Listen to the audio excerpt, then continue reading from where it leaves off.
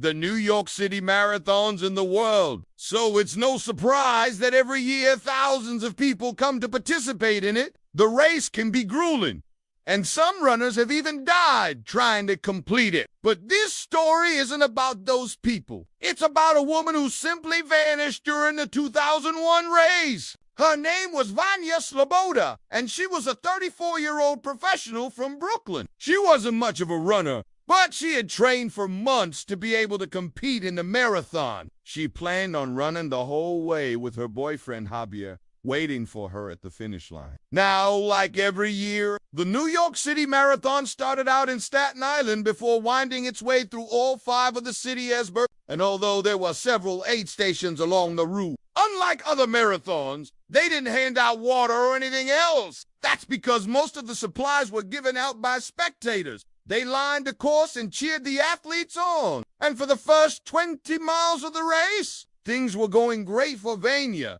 Not only was she staying well hydrated, but she was also feeling very energetic. But around mile marker 21, she did something that would cost her everything. As the course made its way across the Queensboro Bridge, the runners could see an aid station right at the end. At this point, Vanya was exhausted. So when she saw the station, she thought she'd stop there to catch her breath and have some water. Unfortunately, by the time she got there, all the water had been taken. She didn't want to waste time waiting around for someone to bring more, though, so she decided to take a shortcut. There was a street just off the course that led to the East River. If she could get down there, she could probably find some water in the building and then make her way back up to the course. That way she could continue running without getting dehydrated. She figured it was only a quarter mile, and she could easily make it back to the track in time. But unfortunately, she never did. Now, at first,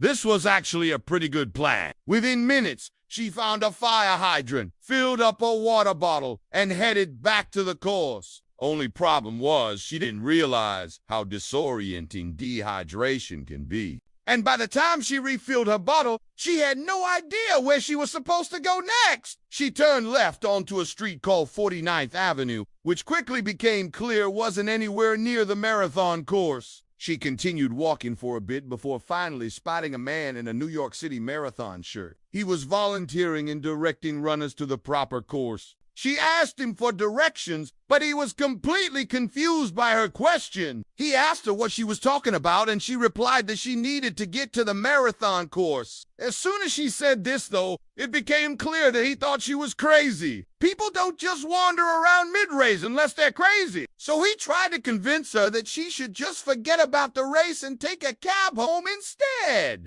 At this point, Vanya realized that she was lost, but she still didn't think it was a big deal. So she told the volunteer that she was sure she could find the course on her own, and she walked away. She continued wandering around for almost 2 hours, passing several parks and streets that looked nothing like the course. At this point, her feet were killing her, so she sat down on a bench and called her boyfriend Javier. She told him that she couldn't find the course and asked him for directions, but once again, the person on the other end of the line had no idea what she was talking about. It wasn't until Vanya repeated herself several times that Javier finally realized what was happening. He had actually finished the race a long time ago and was now waiting for Vanya to cross the finish line. When she told him she was lost, he immediately panicked. He asked her where she was, and she told him that she wasn't sure, but she could see a baseball stadium nearby. Javier knew exactly where she was at this point, and he told her to stay put while he went to find her. He called her several times over the next hour, but she never picked up. At first,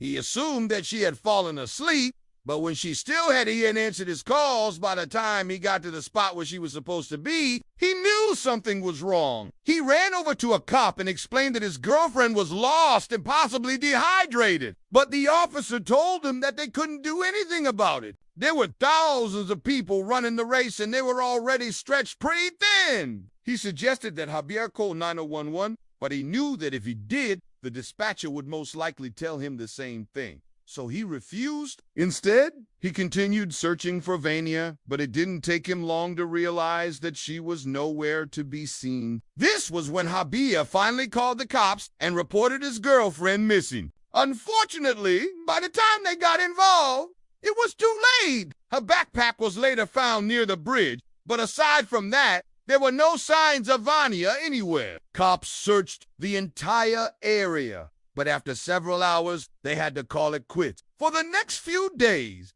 Javier and her family handed out flyers and waited for news, but nobody had seen her. Eventually, they had to accept the harsh reality. Vanya was gone and might never be seen again. But what happened to her? Well, that's still a mystery. After her disappearance, cops searched the area where she was last seen, but they never found any trace of her. They even brought in cadaver dogs, but those searches proved negative as well. The case went cold after just a few weeks, and to this day, nobody knows what really happened to her. Did she wander into a dark part of town and get attacked? Or maybe she was kidnapped by a stranger. Maybe she stumbled into a building and accidentally locked herself inside. Whatever the case, her disappearance remains a total mystery. Although it was never proven that she was dead, her family had a funeral for her and buried her alive. They didn't want to keep holding on to the hope that she'd be found alive,